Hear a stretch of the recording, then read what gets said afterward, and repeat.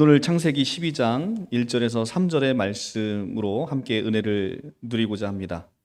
창세기 1장부터 11장까지는 하나님께서 아브라함을 택하게 되신 그 이유를 설명하기 위한 것이라 해도 과언이 아닙니다. 아브라함의 부름은 온 인류를 위한 위대한 구원 역사의 새로운 출발이었습니다. 창세기 3장에서 시작된 인간의 타락이 우리가 지난 예배 시간에 봤던 창세기 11장 바벨탑 사건으로 절정에 이르게 되자 하나님께서는 사람의 언어를 혼잡하게 하여서 사람을 흩으신 다음 보잘것없어 보이는 이 아브라함 한 사람을 불러서 새로운 구원의 역사를 시작하시는 바로 그 장에 우리가 와 있는 것입니다. 그렇다면 왜 아브라함인가? 왜 또 우리를 부르셨는가? 라는 것을 우리가 함께 같이 보고자 합니다. 부르심을 받을 당시에 아브라함은 내놓을 만한 아무런 이력이 별로 없는 사람이었습니다. 나이는 75세 노년이었음을 12장 4절을 통해서 볼 수가 있습니다. 그리고 자식마저 없는 초라한 모습이었습니다. 또한 아브라함은 본토 친척 아비 집을 떠나라는 소명을 받았을 때 그의 아버지 데라는 여호수아서 24장 2절에 가면 우상을 숭배하는 자였음을 우리가 알 수가 있습니다. 여기서 죄인에게 임하신 하나님의 주권적인 은혜가 잘 나타나 있습니다. 하나님이 아브라함을 부르신 것은 아브라함에게 내재되어 있었던 어떤 조건이 아니라 하나님의 무조건적인 은혜였던 것입니다. 창세기 12장 이후에 나타나는 아브라함의 행적을 면밀히 살펴보면 그가 택함을 받을 만한 어떤 탁월함이 있었거나 믿음이 있었던 것이 아님을 우리가 알 수 있습니다. 아브라함이나 우리는 별반 다르지 않습니다. 오히려 아브라함은 자기가 살기 위해서 부인 사라를 2번씩이나 누이라고 속이고 팔아넘기는 사람으로서 어찌 보면 우리보다도 더 믿음의 사람이 아닌 듯 싶어 보이는 때도 있습니다. 하나님께서 우리가 온전하고 실수가 없는 사람이고 우리가 뭐 잘났기 때문에 우리를 택하신 것이 아니라, 그리고 또 우리 안에 믿음이 많아 보여서 우리를 택하신 것이 아니라 그냥 하나님의 주권적인 은혜로 우리를 택하시고 불러주셨다는 사실을 우리가 기억해야 될 것입니다. 그런데 그 하나님의 부르심에는 우연이 아니고 즉흥적인 선택도 아니라는 것입니다. 하나님께서 창세전에 나를 사랑하셔서 구원하기로 작정하시고 우리를 불러내시는 그 하나님의 놀라운 은혜는 이미 태초부터 계획되어 있었다는 것을 우리가 성경을 통해서 알 수가 있습니다. 우리 에베소서 1장 3절의 말씀을 잠시 보고 오겠습니다. 에베소서 1장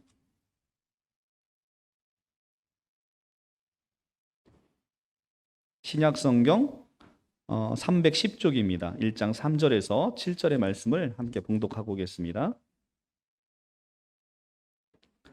찬송하리로다. 하나님 곧 우리 주 예수 그리스도의 아버지께서 그리스도 안에서 하늘에 속한 모든 신령한 복을 우리에게 주시되 곧 창세전에 그리스도 안에서 우리를 택하사 우리로 사랑 안에서 그 앞에서 거룩하고 흠이 없게 하시려고 그 기쁘신 뜻대로 우리를 예정하사 예수 그리스도로 말미암아 자기의 아들들이 되게 하셨으니 이는 그가 사랑하는 자 안에서 우리에게 거저 주시는 바 그의 은혜의 영광을 찬송하게 하려는 것이라.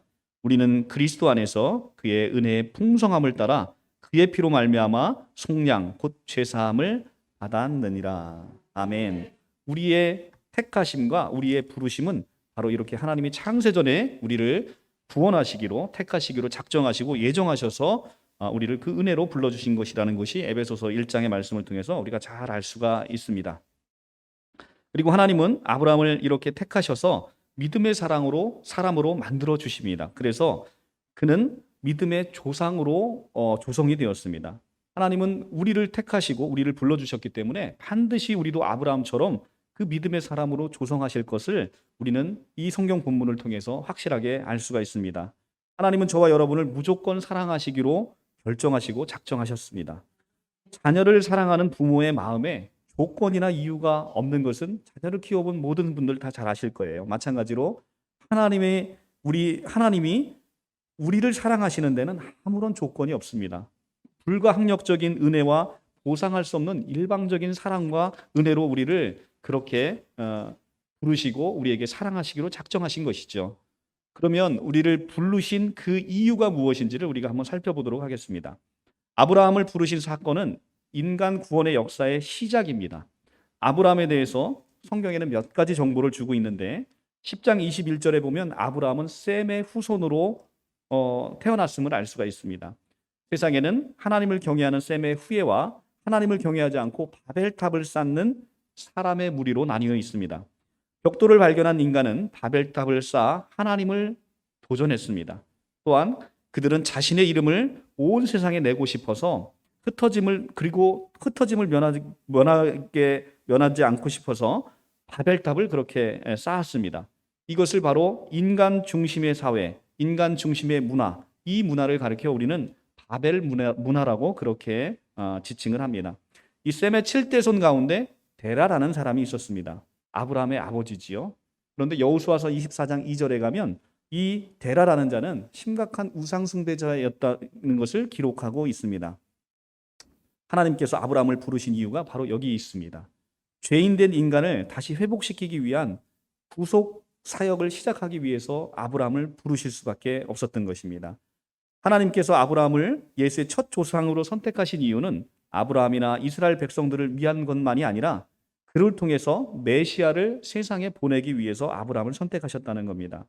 하나님께서 아브라함에게 내 자손이라고 말씀하신 그 씨는 바로 그리스도 예수 한 사람을 가리키고 있음을 우리가 갈라디아서 3장 16절을 통해서 알 수 있습니다. 이 약속은 아브라함과 그 자손에게 말씀하신 것인데 여럿을 가리켜 자손들이라 하지 아니하고 오직 하나를 가리켜 내 자손이라 하였으니 곧 그리스도라라는 갈라디아서 3장 16절의 말씀을 통해서 바로 아브라함을 부르신 것이 바로 예수님의 조상으로 이렇게 삼으셔서 메시아를 우리에게 보내주기 위한 하나님의 오랜 구원의 섭리가 그 안에 담겨 있음을 알 수가 있습니다.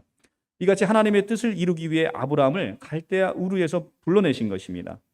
지금 마찬가지로 우리를 이 세상 가운데 부르시고 우리 교회로 부르시고 또 오늘 남성교회 여성교회로 부르신 이유는 바로 이렇게 하나님의 큰 구원의 섭리를 이루기 위해서 또 우리를 통해서 구원받고자 하는 하나님이 작정하신 많은 백성들을 열방 가운데서 부르시기 위해서 우리를 오늘 이렇게 세워주셨다는 것을 우리가 알 수가 있습니다. 성경에서 아브라함의 이야기는 아브라함만을 위한 이야기가 아니라고 성경에서 분명히 얘기를 하고 있습니다. 로마서 4장 23절에서 24절의 말씀을 보면 그에게서 의로 여겨졌다고 기록된 것은 아브라함만을 위한 것이 아니요 의로 여기심을 받은 우리도 위함이니 곧 예수 우리 주를 죽은 자 가운데서 살리신 이를 믿는 자니라라고 기록되어 있습니다. 아브라함의 이야기가 아브라함의 구원의 이야기가 아브라함만의 이야기가 아니라고 지금 성경은 얘기하고 있습니다. 그 이야기가 누구의 이야기라는 거예요? 바로 우리의 이야기라고 얘기를 하는 것입니다. 그래서 아브라함을 부르신 사건은 아브라함만을 부르신 사건을 얘기하는 게 아니라 바로 세상 가운데 있는 우리를 부르신 사건을 함께 이야기한다는 것입니다. 부르심에는 반드시 구원이 있습니다. 그 부르심으로 우리가 응답할 때 우리도 아브라함처럼 믿음으로 나아가는 사람이 될 수 있다는 것이죠. 부르심의 방법에 대해서 우리가 한번 같이 살펴보도록 하겠습니다. 하나님께서 아브라함을 부르실 때 어떻게 부르셨습니까? 먼저 하나님께서 아브라함을 찾아오셨습니다. 아브라함이 찾아간 것이 아니라 하나님께서 찾아오셨다는 겁니다. 성경에서는 이 사건 외에도 하나님께서 사람들을 찾아온 사건은 매우 많습니다. 아브라함의 아들인 이삭에게 찾아오셨고 이삭의 아들인 야곱에게도 찾아오셨습니다. 그리고 애굽에 있는 모세에게도 찾아오셨습니다. 다윗에게 찾아오셨고 또 신약에서 하나님이신 그분이 성육신하셔서 직접 베드로와 야고보와 요한에게 찾아오시고 12제자에게 찾아오셔서 그들을 부르셨습니다. 그리고 우리가 지금 신약 성경에 13권을 작성했다라고 알고 있는 만삭되지 못한 바울에게도 찾아오셨습니다. 바울은 만삭되지 못한 자기에게 찾아오신 하나님의 그 은혜를 너무나 감동적으로 우리에게 기록하고 있지요. 그리고 마지막으로 바울을 거쳐서 우리 한 사람 한 사람에게 하나님께서 찾아오셨습니다. 찾아오셔서 우리를 제자들처럼 부르신 것이죠. 우리는 거기에 응답해서 지금 이 자리에 와서 앉아 계실 수 있었던 것입니다. 하나님이 이렇게 찾아가서 우리를 직접 만나시기 때문에 우리는 이 자리에 함께 지금 설 수가 있는 것이에요. 사람이 하나님을 찾아가서 만나는 것도 대단히 놀라운 일인데 하물며 하나님이신 그분이 찾아오시는 사건은 정말로 놀랍고 황홀한 사건이 아닐 수가 없습니다. 지극히 높고 영화로우신 하나님께서 수많은 피조물 중에서 하필 나에게 찾아오신 이 사건이야말로 정말 대단한 사건인 것입니다.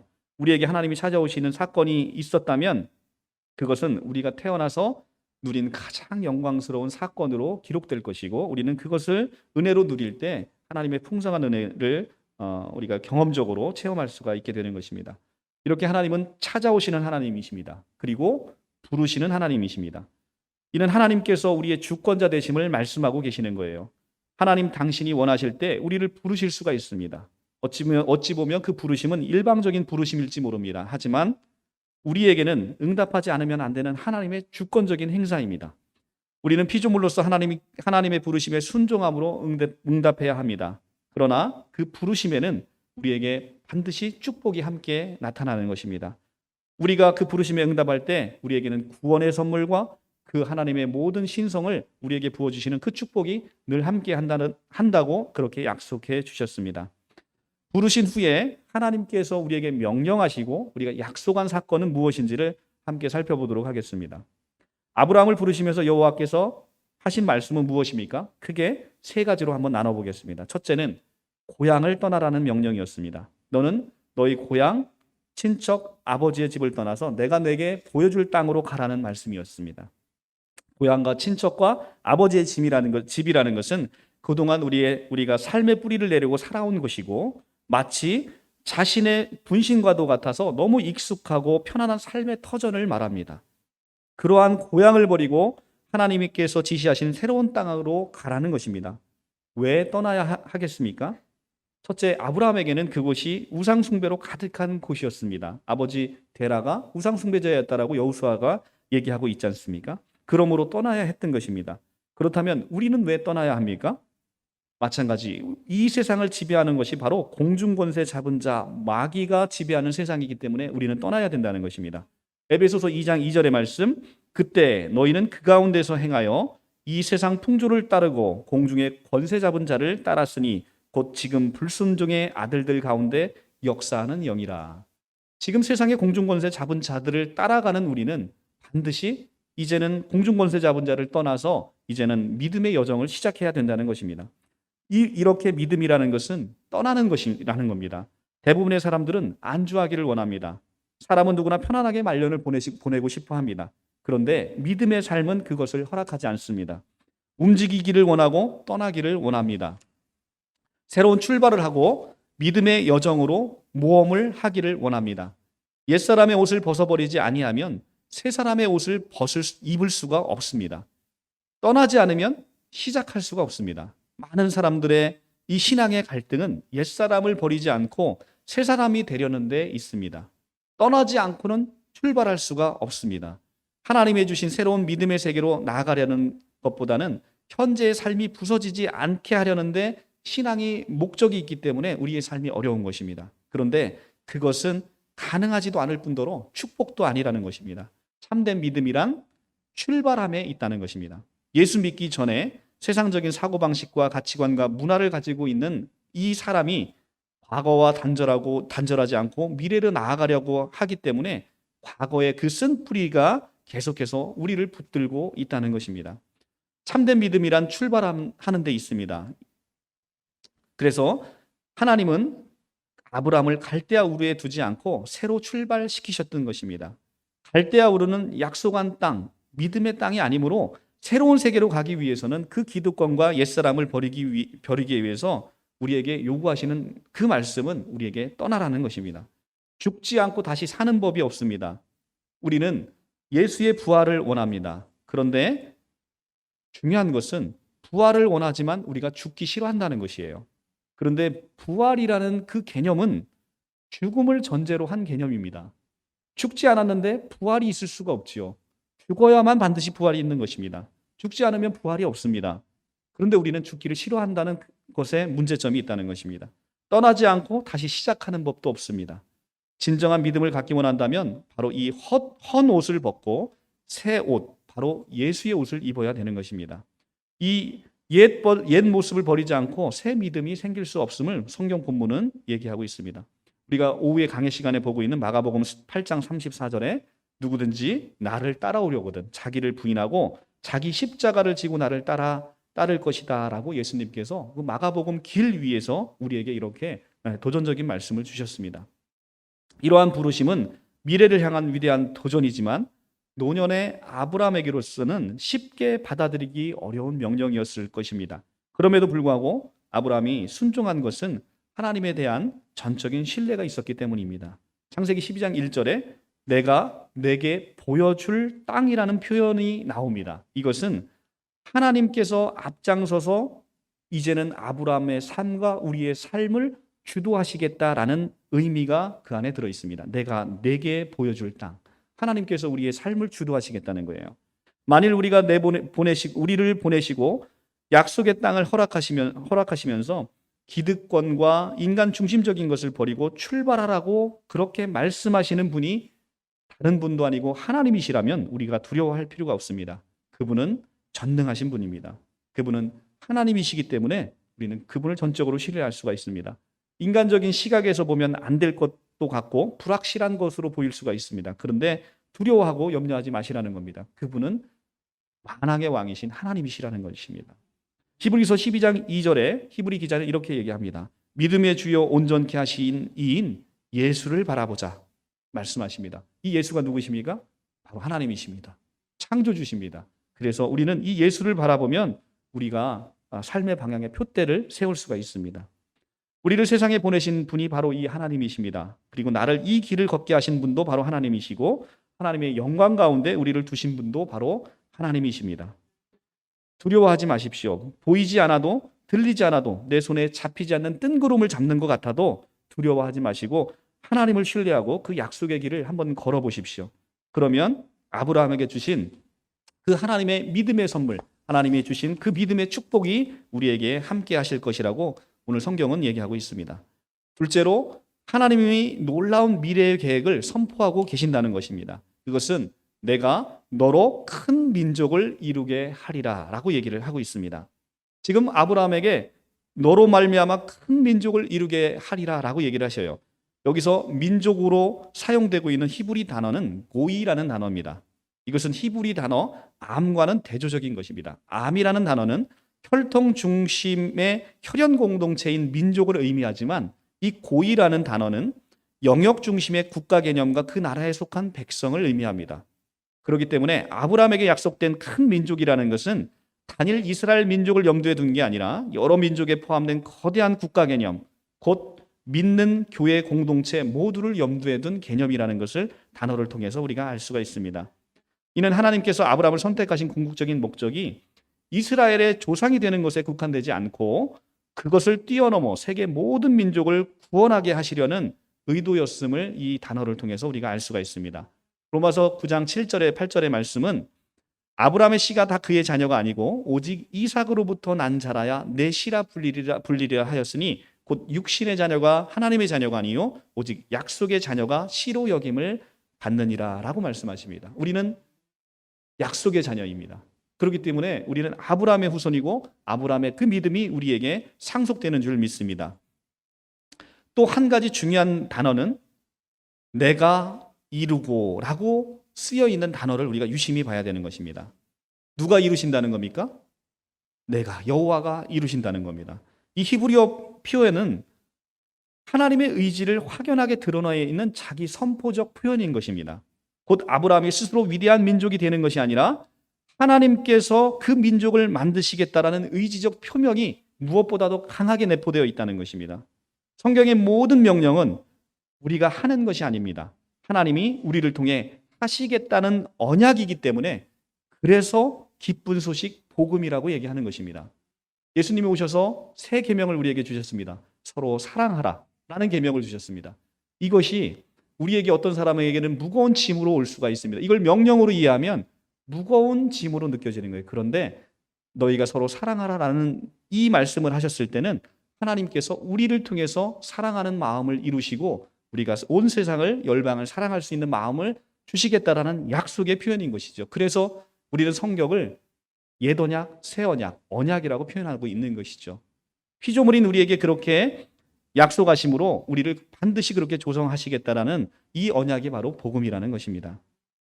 이렇게 성경 전체는 하나님께서 주도적으로 이스라엘로 위대한 민족이 되게 하시는 그 과정을 상세하게 기록하고 있습니다. 그 주체는 바로 아브라함도 아니고 우리도 아니고 바로 하나님께서 우리를 그렇게 조성하시겠다, 하나님께서 이루시겠다라는 바로 언약을 우리에게 선포하셨다는 겁니다. 셋째로, 이 약속은 절대 보장의 약속입니다. 그것은 내가 복을 주어 내 이름을 창대하게 하리니 너는 복이 될지라 라고 얘기를 하십니다. 아브라함의 복의 근원이 되시게 하시는 방법과 과정은 너를 축복하는 자를 내가 복을 내리고 너를 저주하는 자에게 내가 저주하리니 땅의 모든 족속이 너로 말미암아 복을 얻으리라 라는 창세기 12장 3절의 말씀의 방법을 통해서 아브라함의 이름을 창대케 하시고 복의 근원이 되겠다라는 이 말씀을 이루시겠다라고 하시는 거예요. 그런데 아까 우리 로마서 4장에서 뭐라고 말씀했습니까? 아브라함의 이야기는 아브라함만을 위한 얘기가 아니라고 지금 사도 바울이 얘기를 합니다. 그러면 아브라함을 축복하는 자를 축복하고 아브라함을 저주하는 자를 저주하겠다라고 하는 이 말씀은 지금 누구에게 하시는 말씀이에요? 바로 우리에게 하시는 말씀이에요. 여러분을 축복하는 자를 축복하시겠다 하시고 여러분을 저주하는 자를 저주하겠다라고 하는 하나님의 크신 언약이 지금 우리에게 선포되고 있다는 것입니다. 여러분에게는 이런 축복이 하나님께서 이미 주셨다는 거예요. 얼마나 감사합니까?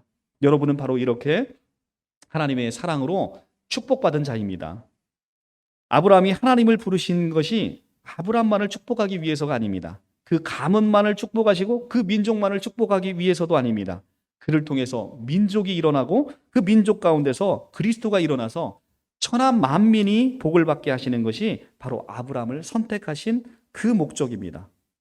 그런데 이 아브라함의 부르심은 바로 아브라함만을 부른 게 아니고 우리를 부르셔서 온 천하 만민이 내가 속한 곳, 내가 속한 모든 사람, 그리고 나와 접촉할 수 있는 모든 사람이 마침내 우리로 말미암아서 천하 만민이 구원을 받게 하시겠다는 하나님의 크신 뜻이 우리에게도 함께 있다라는 것입니다. 그래서 오늘 우리를 축복의 통로로 삼아서 우리를 부르셨다는 것이 오늘 성경 본문의 말씀인 것입니다. 그러므로 우리도 그 축복의 통로가 되는 역할을 잘 감당해내야 하는 것입니다. 이스라엘 백성들이 선민의식에 빠져서 이방 구원의 사명을 잊은 채 폐쇄적인 종교 사회를 구성하는 오류에 빠진 것은 우리가 많은 말씀을 통해서 알고 있습니다. 그들은 축복의 통로가 되기를 버리고 자신들만 축복을 누리고자 했던 폐쇄적인 종교관으로 일관했습니다. 만약 우리가 이 축복의 통로가 되기를 거부하고 즐겨하지 않는다면 우리도 그렇게 될 것입니다. 나 하나 그리고 우리 교회만 잘 되기를 만족한다면 우리가 이스라엘 백성과 다를 게 하나도 없습니다. 교회가 세상에 대한 선교적인 사명을 우리가 감당하지 못한다면 우리가 이스라엘 역사를 되풀이하는 것과 다를 바가 하나도 없습니다.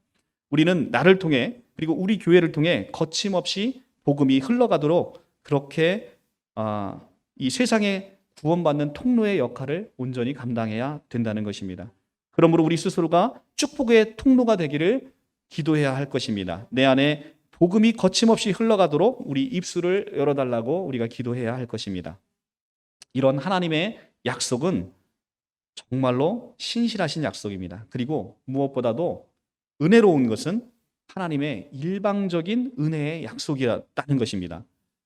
하나님을 부르신 이후에 하나님은 창세기 15장에서 아브라함에게 고대 종주권 조약의 형식을 차용해서 공식적인 언약 비준 의식을 행하십니다. 창세기 15장을 여러분들이 한번 자세히 읽어보시기 바랍니다. 암령소와 순양과 산비둘기와 집비둘기 새끼를 쪼갠 후에 하나님께서 그 사이를 지나가시는 것입니다. 그런데 원래 언약이라는 것은 쌍방이 도장 찍어야 되는 거잖아요. 쌍방이 우리 계약서 찍을 때 매도인과 매수인이 함께 도장을 찍어야 계약이 체결되지 않습니까? 그런데 이 언약은 지금 아브라함을 부르셔서 암염소와 순양과 산비둘기를 쪼개서 언약을 체결하고자 하실 때 이 쪼개진 짐승을 우리가 약속을 지키지 않을 때 쪼개진 짐승과 같이 우리가 이렇게 하나님께 징계를 받고 쪼개진 짐승과 같이 될 것이라는 경고의 메시지를 함께 담고 있는데 이 히브리 전통에 의하더라도 아브라함과 하나님이 이 길을 같이 가서 사실 우리가 이 약속을 지키지 못하면 저주를 받게 되고 이 약속을 지키면 복을 받게 되는 이 옛 언약적인 성격이 바로 이런 거 아니겠습니까? 그런데 창세기 15장 17절을 보면 놀라운 것이 하나 보입니다. 15장 17절을 한번 넘겨가서 볼까요? 창세기 15장 17절. 해가 져서 어두울 때 연기 나는 화로가 보이며 타는 횃불이 쪼갠 고기 사이로 지나더라. 자, 지금 횃불이 쪼갠 고기 사이로 지나고 있다는 것입니다. 이 말씀은 아브라함과 함께 지나서 약속을 체결해야 될 것인데 하나님 혼자서 바로 이 길을 홀로 지나가셨음을 우리에게 그림 언어로 보여주고 계신 거예요. 그러니까 아브라함을 통해서 큰 민족을 이루시겠다라는 이 약속은 하나님께서 홀로 성취하실 것이라는 은혜의 약속이었다는 것입니다. 아브라함은 이 은혜의 언약을 믿음으로 받아들였고 하나님은 그 믿음을 의로 여기셨다라고 창세기 15장 6절에 얘기를 하고 있습니다. 하나님은 아브라함의 믿음을 의로 여기셨다라고 하셨을 때 아브라함은 창세기 17장에서 할례를 받는 사건이 비로소 나옵니다. 그러니까 할례도 받기 전에 이 의로 여겨졌다는 사건이 일어났다는 것입니다. 그래서 우리는 우리의 의로움이 할례로 대표되는 율법의 행위에 있지 않고 우리의 어떤 행위에 있지 않고 오로지 믿음에 달려 있음을 창세기는 이 창세기의 배열을 통해서 우리에게 그것을 알려주고 있는 것입니다. 그래서 하나님의 이 언약의 약속은 바로 하나님께서 혼자 성취하시겠다는 은혜의 언약인 것입니다. 얼마나 은혜롭습니까? 그래서 이 은혜의 언약을 아브라함에게 주신 후에 또 이 약속이 얼마나 신실한가를 성경을 통해서 계속 우리에게 보여주고 있습니다. 아들을 주시겠다는 약속에도 불구하고 아브라함은 얼마 지나지 않아서 믿음을 잃어버리고 사라의 여종인 하갈을 취해서 86세에 이스마엘을 얻게 됩니다. 이것은 하나님을 믿지 못하는 불신앙을 보여주고 있는 것이죠. 그러나 그럼에도 불구하고 하나님의 언약은 변하지 않았습니다. 오히려 이렇게 불신앙 가운데 하나님께서는 13년 만에 나타나셔서 나는 전능한 하나님이라 너는 내 앞에서 완전하라 라고 창세기 17장 1절에서 말씀하시면서 내가 너로 여러 민족의 아버지가 되게 하겠다라고 하시면서 아브라함을 믿음의 조상으로 오히려 세워주시는 그런 놀라운 사건을 보게 됩니다. 이렇게 아브라함의 믿음이 연약해졌을 때도 하나님께서는 자기의 언약을 버리지 않고 신실하게 세우시는 그 하나님임을 우리가 성경을 통해서 보여주고 있습니다. 아브라함이 갈대아 우르를 떠나는데 믿음을 보였어도 그 믿음의 여정 가운데는 여전히 믿음이 흔들리는 것을 우리에게 보여주고 있습니다. 이것이 우리에게는 은혜입니다. 우리가 믿음의 여정을 가는데도 우리는 여전히 불순종하는 때가 얼마나 많습니까? 그런데도 불구하고 하나님께서는 그럼에도 불구하고 그런 우리를 사랑하시고 늘 자신의 이 약속을 신실하게 지켜가시는 그런 하나님임을 우리에게 보여주고 있습니다. 우리가 하나님을 신뢰하지 못하고 얼마나 노력으로써 아들을 얻어보려는 아브라함처럼 우리도 얼마나 그렇게 애를 쓰고 있습니까? 아브라함이 하나님을 믿지 못하고 하갈을 취해서 이스마엘을 낳는다는 것은 자기 노력으로 그 구원이라는 것을 이루어 보겠다라고 하는 인간의 연약함을 드러내고 있는 것입니다. 우리도 마찬가지예요. 하나님이 너에게 구원을 주셨다고 하는데 우리가 얼마나 우리의 스스로의 노력으로 구원을 얻고자 하는 많은 사람들을 볼 수가 있습니다. 특별히 우리 신천지, 그죠? 얼마나 그들의 스스로의 노력으로 인해서 자기들이 나라와 제사장이 되려고 하는 그 모습을 우리가 볼 수가 있는 것입니다. 아들을 얻는다는 것은 성경에서 아들을 얻는다는 것은 바로 구원을 얻는다라는 것의 상징적인 표현인 것입니다. 아브라함이 하나님께서 약속하신 그 아들을 얼마나 자기의 노력으로 얻어보려고 애쓰고 있었습니까? 바로 이런 모습이 우리에게도 계속해서 남아 있습니다. 그런데 우리의 구원은 우리의 애씀에 있지 않다는 거예요. 하나님의 은혜에 달려 있다는 것입니다. 하나님께서는 우리의 애씀의 노력의 대가가 아니라 하나님께서 거저 주시는 은혜로 우리를 구원해 주시기로 작정하시고 아무 조건 없이 우리를 사랑해 주시기로 작정하신 것입니다. 그리고 하나님의 이 언약은 궁극적으로 인간의 욕망을 채워주시는 그런 놀라운 언약이었습니다. 창세기 12장 2절은 바로 내 이름을 창대하게 해주시겠다라고 해주셨습니다. 그리고 땅의 모든 족속이 아브라함으로 말미암아 복을 얻을 것이라고 약속해 주셨습니다. 우리가 지난 시간에 창세기 11장에서 사람들이 바벨탑을 쌓는 가장 중요한 이유가 무엇이었습니까? 바로 자신의 이름을 스스로 내겠다라는 것이었습니다. 창세기 11장 4절을 다시 한번 보고 올까요? 창세기 11장 4절에 가면 또 말하되 자 성읍과 탑을 건설하여 그 탑 꼭대기를 하늘에 닿게 하여 우리 이름을 내고, 우리 이름을 내는 것, 우리 이름을 내는 것이 바로 바벨탑 쌓는 가장 중요한 이유였던 것입니다. 그래서 사람들은 자기 이름을 스스로 내겠다라고 이 바벨탑을 쌓는데, 결국 사람의 힘과 방법에 의한 이름을 내는 것은 하나님께서 바벨탑을 무너뜨림으로 철저하게 그것을 막으셨습니다. 그런데 결과론적으로 하나님의 방법으로 결국 자신이 택한 백성의 이름을 창대케 해주시겠다라는 약속을 지금 아브라함에게 주시고 바로 우리에게 주셨습니다. 아브라함에 하신 약속은 아브라함만이 위함이 아니요 바로 우리에게 하신 약속이라고 로마서 4장에 되어 있기 때문에 결국은 아브라함의 이름만 창대케 하신 게 아니라 우리 이름을 창대케 해주시겠다는 거예요. 그러니까 결국 하나님께서는 바벨탑을 쌓으면서 자기 이름을 내고자 하는 이 인간의 욕망을 하나님께서 다 채워주시는 바로 그런 하나님이시라는 것입니다. 얼마나 은혜로우신 하나님이십니까? 다만 그 방법이 인간의 방법이 아니라 하나님의 방법으로 이렇게 이름을 창대케 해주시겠다는 것입니다. 마찬가지입니다. 우리가 에덴 동산에서 아담이 타락한 이유가 뭐였습니까? 하나님처럼 높아지고 싶어서 선악과를 먹게 된 것이잖아요. 그런데 결국 하나님께서는 이 인간을 피조물이었던 이 인간을 예수 그리스도로 말미암아서 하나님의 자녀로 삼으심으로 말미암아 이제 하나님의 속성, 하나님의 신성을 부여하심으로 하나님처럼 높게 만들어 놓으신 것. 그러니까 인간의 아담의 욕망을 예수 그리스도로 말미암아서 채워주신 사건이 바로 아담의 선악과 사건, 그리고 그로 말미암아 그것을 성취한 사건이 바로 예수 그리스도의 십자가 사건으로 그렇게 보여주고 있습니다. 얼마나 놀랍습니까? 하나님이 이렇게 우리를 은혜로 인간의 욕망까지 채워주시는 바로 그런 하나님이시라는 것입니다. 하나님이 우리를 인도하는 땅은 바로 첫사람 아담이 그렇게 불순종함으로 버려졌던 그 에덴 동산의 회복입니다. 먼저 아브라함을 부르실 때 아브라함은 순종하였지만 사실 갈 바를 알지 못하고 그렇게 떠났습니다. 창세기 12장 1절에서 보여준 땅으로 가라고 하신 게 아니라 보여줄 땅으로 가라고 하셨습니다. 아브라함이 사실은 막막한 상태로 하나님만 순종하고 떠났음을 우리가 알 수가 있습니다. 우리도 이렇게 하나님을 신뢰해야 합니다. 그분은 한 번도 우리를 실망시킨 적이 없으시기 때문에 우리에게 지금 당장 하나님께서 지시한 땅이 보여지지 않는다 하더라도 하나님께서 그 가나안 땅이 현실로 보여지지 않는다 하더라도 우리는 아브라함처럼 이렇게 순종하고 나아가야 하는 것입니다.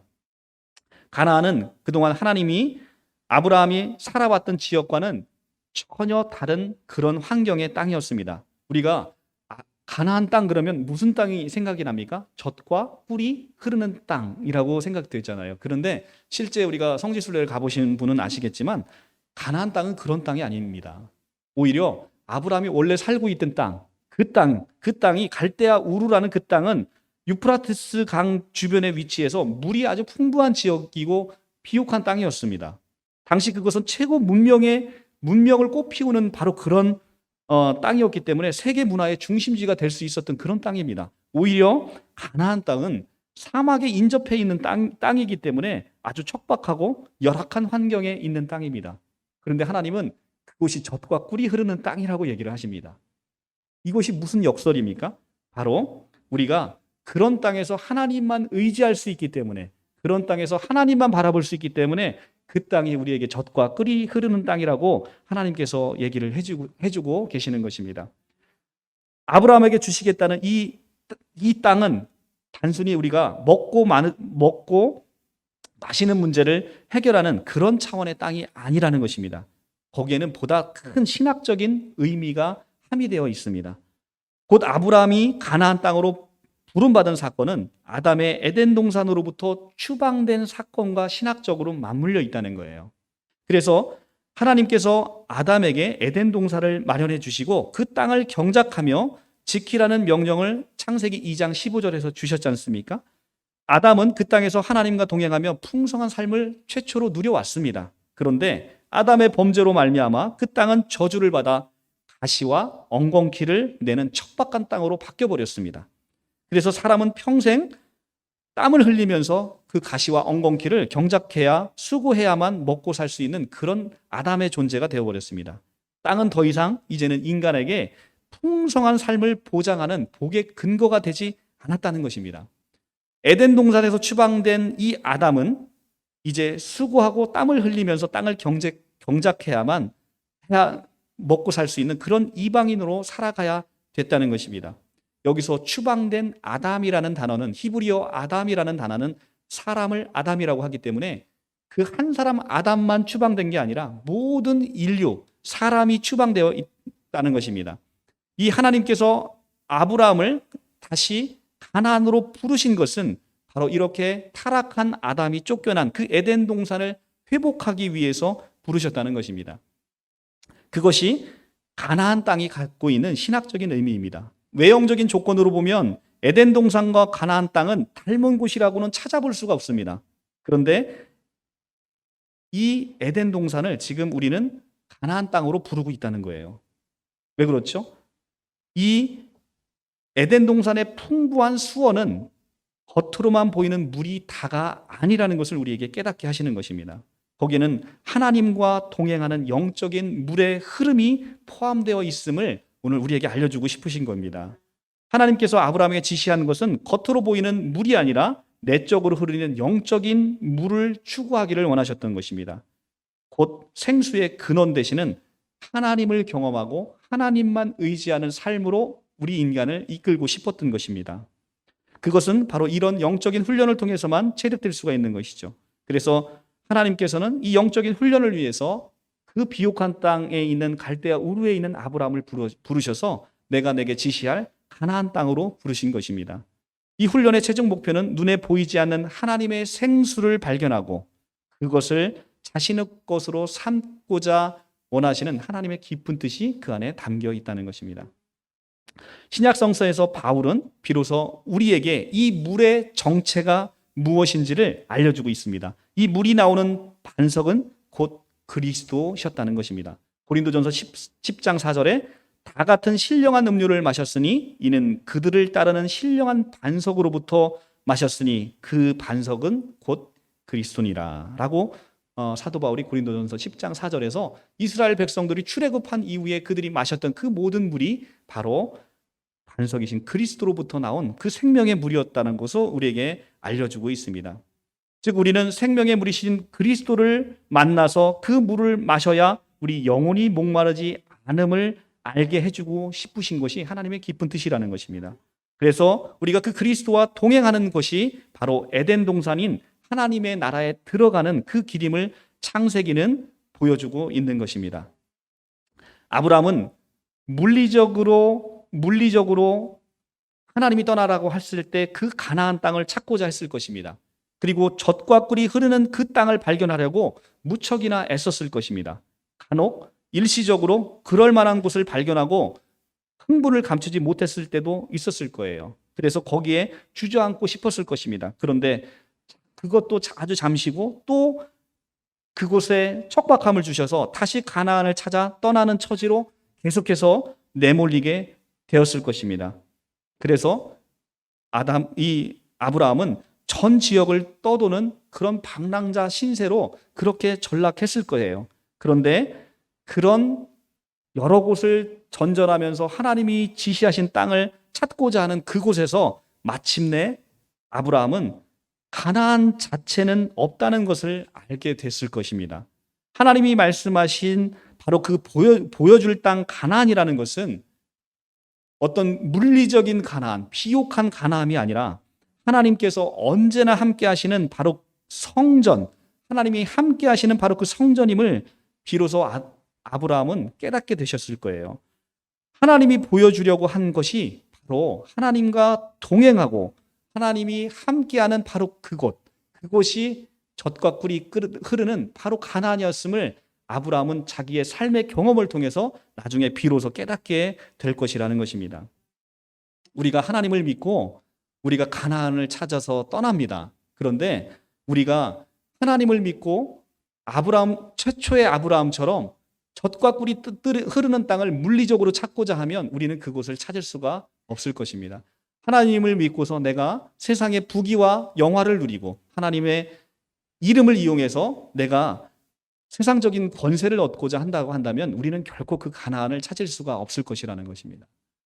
하나님께서 동행하는 그곳, 하나님이 계신 그곳이 바로 가나안이고 그곳이 바로 새 예루살렘이고 그것이 바로 성전이고 그곳이 바로 우리가 찾고 있는 하늘나라 천국이라는 사실을 아브라함은 자신의 삶을 통해서 그것을 비로소 깨닫게 됐을 것입니다. 우리가 찬송가 438장을 통해서 높은 산이 거친 들이 초막이나 궁궐이나 내 주 예수 모신 곳이 그 어디나 하늘나라 할렐루야 찬양하세 내 모든 죄 사함받고 주 예수와 동행하니 그 어디나 하늘나라. 바로 이 하늘나라, 이곳이 바로 우리에게 주어진 가나안이라는 것입니다. 사랑하는 성도 여러분, 오늘 우리는 아브라함의 부르심 사건을 통해서 하나님께서 얼마나 크고 놀라운 구원 계획으로 아브라함을 부르시고 우리를 부르셨는지를 오늘 깊이 성경 말씀을 통해서 깨달아 봤습니다. 우리를 통해서 온 열방을 구원하고자 하는 하나님의 크신 계획이 있음을 우리가 알게 됐습니다. 그래서 우리를 교회로 부르시고 그리고 또 오늘 남성교회, 여성교회로 부르셔서 열방을 향해서 주의 구원과 복음을 선포하라고 하시는 하나님의 깊은 뜻을 우리가 다시 한번 되새겨 봐야 될 것입니다. 부를 당시에 아무것도 보이지 않고 아브라함이 순종했듯이 바로 우리에게 아무것도 지금 보이지가 않는 갑갑한 현실이 있습니다. 그리고 몇 명 앉아있지 않은 이 성도님들의 현실을 보면서 우리가 좌절할 수도 있습니다. 그런데 하나님께서는 하나님의 크신 계획 안에서는 우리를 통해서 한 걸음 한 걸음 그 약속의 땅을 보여주시고 또 그 약속의 땅이 하나님의 그 계획 안에서 얼마나 창대하게 될 것인지 그리고 또 그로 말미암아 우리가 그토록 원하는 우리의 이름이 얼마나 창대케 될 것인지 창세전에 이런 복을 우리에게 준비하시고 우리에게 선포하셨다는 것을 오늘 말씀을 통해서 우리가 알 수가 있습니다. 오늘 이런 헌신으로 부르심을 받은 우리 바른복음 생명교회 그리고 우리 남성교회, 여성교회, 우리 청년의 이 하나님의 부르심에 우리가 응답하고 믿음으로 순종하고 나아가는 우리 성도님들이 다 되시기를 주님의 이름으로 축복합니다. 기도하겠습니다.